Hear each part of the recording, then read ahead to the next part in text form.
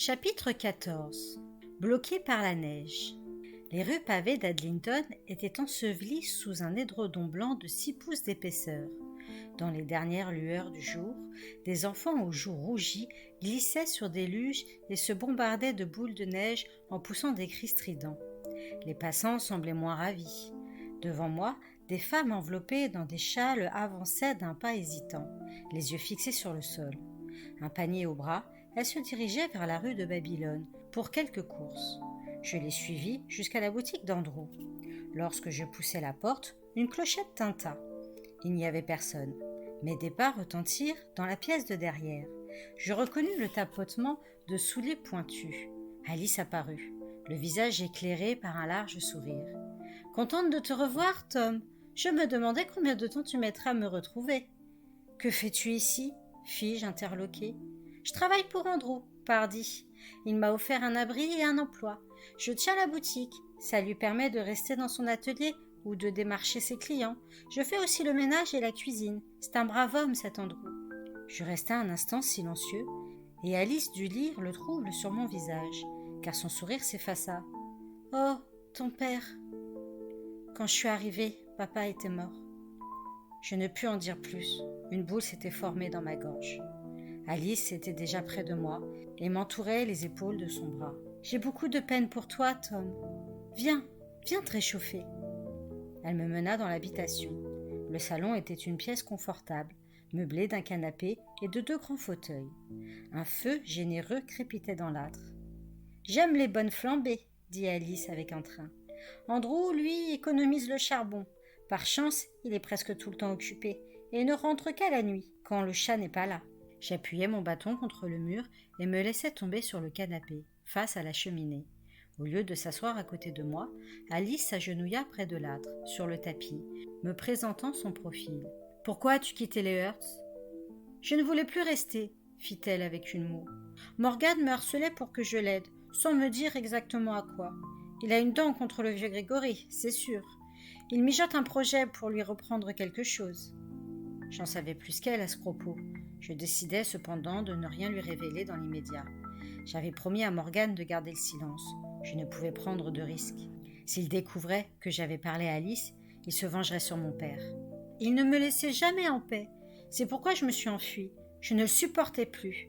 Alors j'ai pensé à Andrew. Mais assez parlé de moi, Tom. Je suis désolée pour ton père. Ce fut très dur, soupirai-je. J'ai même manqué l'enterrement. Quant à maman, elle était partie où je ne sais où.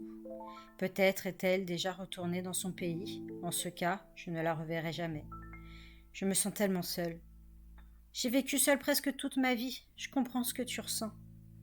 Elle posa sa main sur la mienne. Maintenant, je t'ai. Et tu m'as, n'est-ce pas? Nous serons toujours là l'un pour l'autre. Même le vieux Grégory ne pourra empêcher cela. L'épouvanteur n'est pas en état d'empêcher quoi que ce soit en ce moment, lâchai-je. En mon absence, Meg avait retourné la situation. C'est lui qui est enfermé à présent. J'ai besoin qu'Andrew me fasse une clé pour le sortir de là. Et j'ai besoin de ton aide. Toi et Andrew, vous êtes mon unique recours. Alice ôta sa main et un léger sourire étira les coins de sa bouche. Il n'a eu que ce qu'il méritait. Une bonne dose de sa propre médecine. Je ne peux pas l'abandonner, Alice. Et puis, il y a l'autre Lamia, la sauvage, la sœur de Meg. Elle s'est extirpée de sa fosse et traîne dans les escaliers, derrière la grille de fer. Imagine si elle sortait de la maison. Plus personne ne sera en sécurité au village, avec tous les enfants qui y habitent. Ce n'est pas si simple, répliqua Alice. Faudrait-il que Meg soit enfermée au fond d'une fosse? Ou qu'elle passe le reste de sa vie abrutie par cette tisane d'oubli? D'une façon ou d'une autre, les choses devaient changer. Donc tu refuses de m'aider. Je n'ai pas dit ça, Tom. Je dois réfléchir, voilà tout. Quand Andrew rentra en fin de journée, je l'attendais dans la boutique. « Qu'est-il arrivé, Tom ?» demanda-t-il en tapant des pieds pour faire retomber la neige de ses bottes. « Que veut encore mon cher frère ?» Grand et dégingandé, il ressemblait plus que jamais à un épouvantail endimanché. Ça ne l'empêchait pas d'être un homme affable et un excellent serrurier.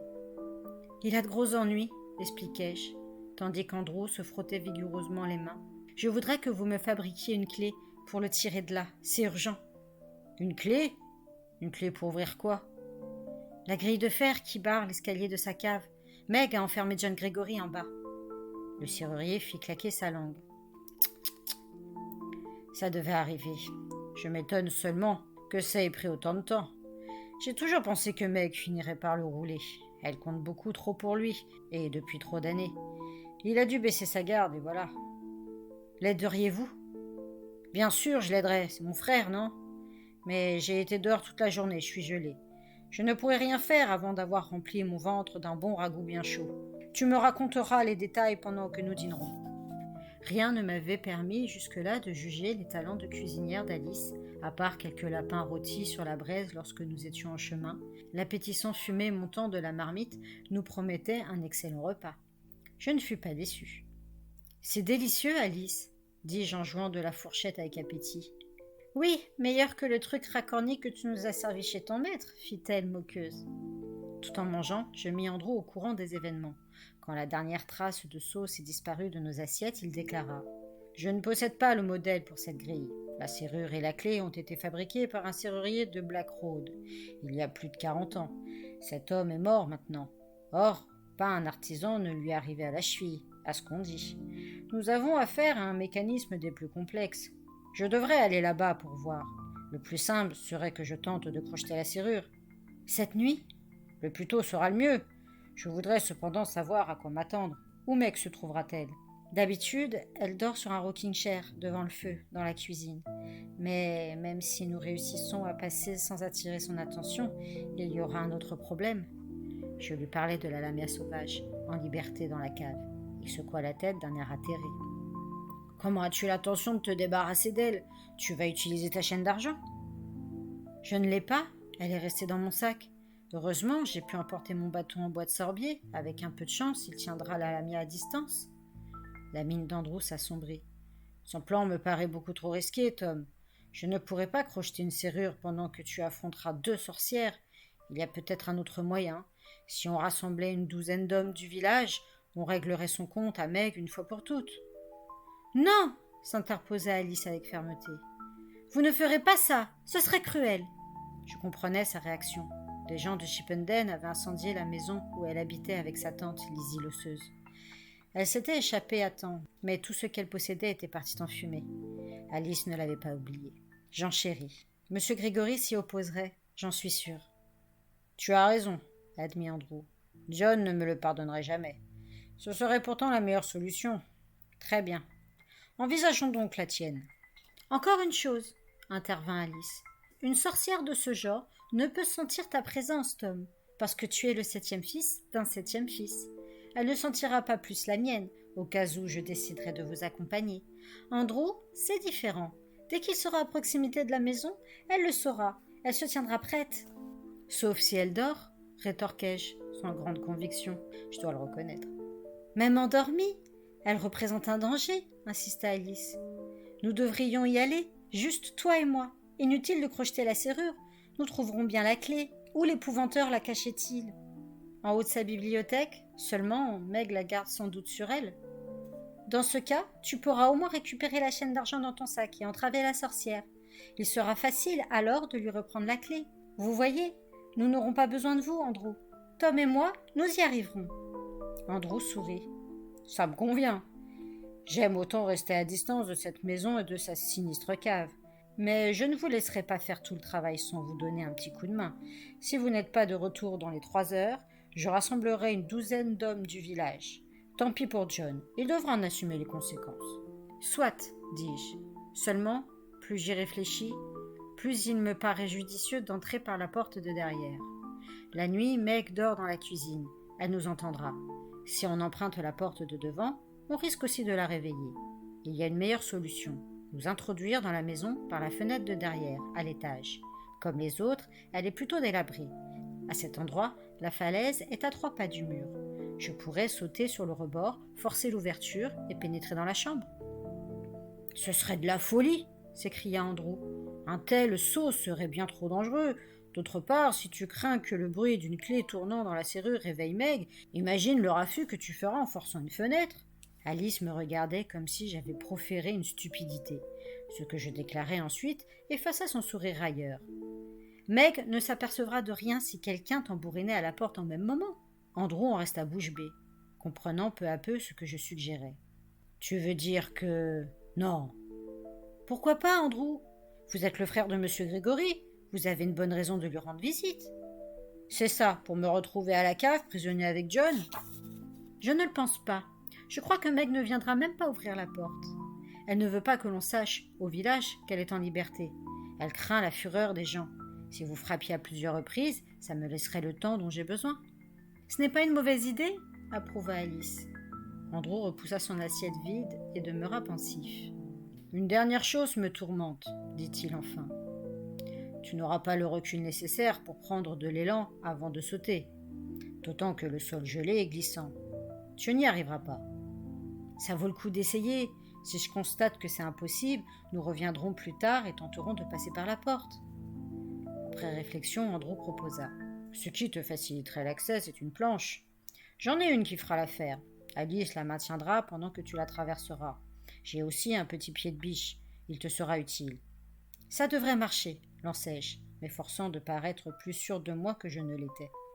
Le plan fut donc adopté. Andrew alla chercher la planche dans son appentis. Malheureusement, alors que nous allions partir, le blizzard se déchaîna. Andrew secoua la tête. C'est le souffle de Golgoth en personne. Traverser la lande dans ces conditions serait suicidaire. On risque de se perdre et de mourir gelé. Mieux vaut attendre le matin. Voyant ma mine dépitée, il me tapota l'épaule. T'inquiète pas, ce vieux John est coriace. Tu le sais aussi bien que moi. Sinon, comment aurait-il survécu si longtemps? Il n'y avait que 2 chambres à l'étage, une occupée par Andrew, l'autre par Alice. Je m'installai donc dans le salon, sur le canapé, roulé dans une couverture. Lorsque le feu mourut dans l'âtre, la pièce devint glaciale. Je dormis d'un mauvais sommeil entrecoupé. La dernière fois que j'ouvris les yeux, l'aube montait derrière les rideaux, et je décidai de me lever. Je bâillais, m'étirais et marchais le long en large pour assouplir mes articulations. J'entendis alors un bruit, dans la rue, comme si quelqu'un frappait contre une fenêtre. Je pénétrai dans la boutique, éclairé par la réverbération de la neige. Pendant la nuit, des congères s'étaient formées, qui montaient jusqu'à la base de la vitrine. Là, appuyée au carreau, je vis une enveloppe noire. Elle avait été placée de sorte qu'on put lire de l'intérieur le nom écrit dessus. J'en étais le destinataire, et il ne pouvait provenir que de Morgane. Je fus tenté de la laisser où elle était, puis je réalisai que la rue serait bientôt pleine d'activité, et que n'importe quel passant pourrait voir cette lettre, la prendre, la lire. Pas question que quiconque se mêle de mes affaires. Il y avait tant de neige entassée devant la porte que je ne pus l'ouvrir. Je dus passer par celle de derrière, traverser la cour et contourner la maison. J'allais plonger dans le tas de neige quand je remarquai un détail très étrange. Devant la boutique, il n'y avait aucune trace de pas. La couche blanche était parfaitement lisse. Comment la lettre était-elle arrivée là? Je m'en emparai, creusant pour ce faire un profond sillon dans la neige. Je fis le chemin en sens inverse, entrai dans la cuisine et déchirai l'enveloppe. Je t'attends dans le cimetière de l'église de Saint-Georges, à l'ouest du village. Pour le bien de ton père et de ton vieux maître, ne m'oblige pas à venir te chercher. Tu n'apprécierais pas. Morgane G. Je n'avais pas prêté attention à la signature sur la première lettre. À présent, elle me sautait aux yeux. Morgane avait-il pris un autre nom? L'initiale aurait dû être un H, pour Hertz.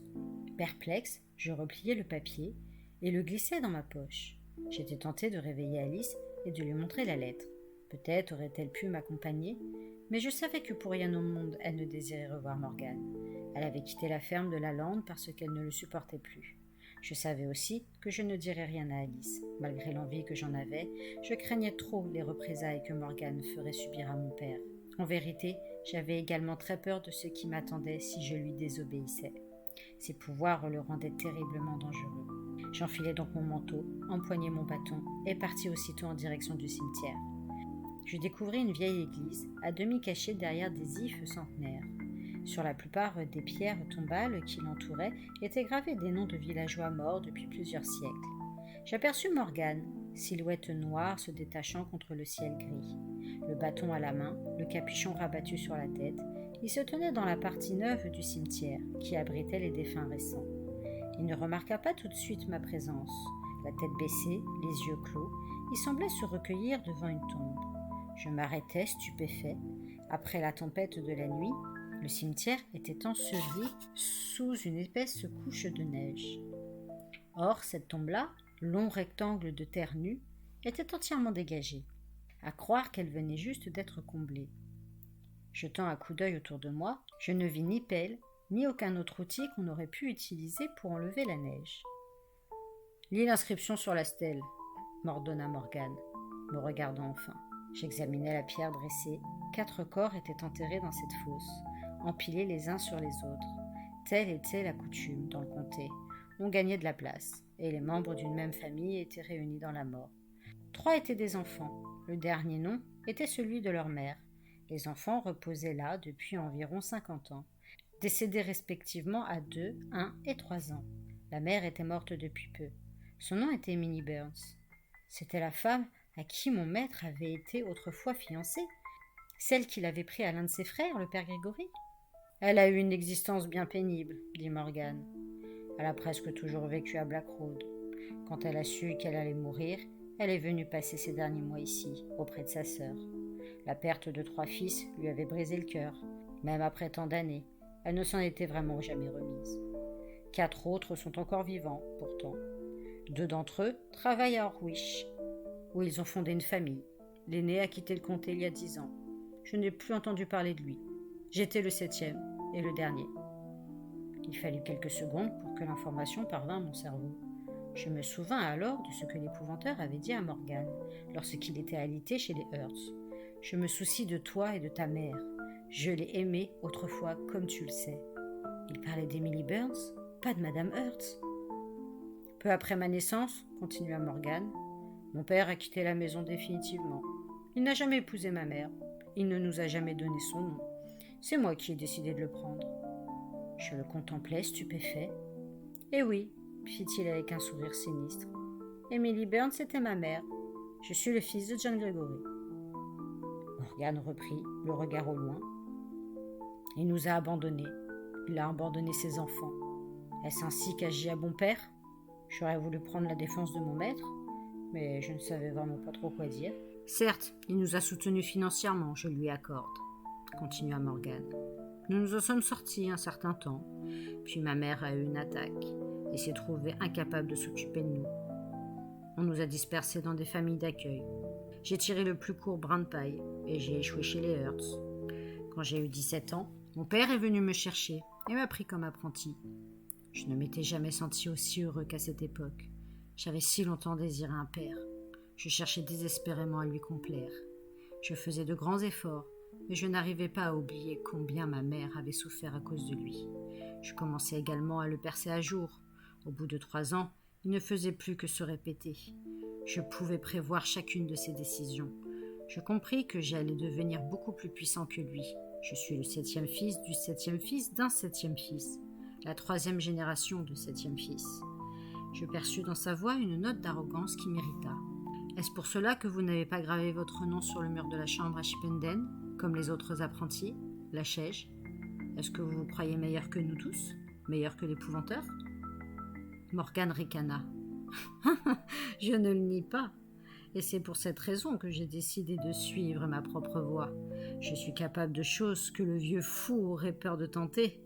Pense-y, Tom Ward, des connaissances et un pouvoir tel que le mien, et l'assurance que ton père reposera en paix. Voilà ce que je t'offre en échange d'un tout petit service. J'étais abasourdi. Si ce que Morgane disait était vrai, cela montrait mon maître sous un bien mauvais jour. Je savais déjà qu'il avait quitté Emily Burns pour Meg. Je découvrais à présent qu'il était père de 7 fils, qu'il avait abandonné. Je me sentais profondément choquée. Je pensais à mon propre père, qui avait travaillé si dur toute sa vie pour nourrir sa famille. Et voilà qu'il était soumis aux caprices cruels de Morgane. J'étais bouleversée et furieux. Il me sembla que le sol tanguait sous mes pieds, et je faillis perdre l'équilibre. « Eh bien, mon jeune apprenti, l'as-tu avec toi ?» Je le fixai interloqué. « Le grimoire ! Je t'ai ordonné de me l'apporter. J'espère que tu m'as obéi, sinon ton pauvre père en pâtira. » Je n'ai pas pu le prendre. Monsieur Grégory a des yeux derrière la tête, prétendis-je en baissant le nez. Je n'allais sûrement pas révéler à Morgane que mon maître était entre les griffes de Meg. S'il avait su que l'épouvanteur était neutralisé, il serait allé lui-même chercher le grimoire.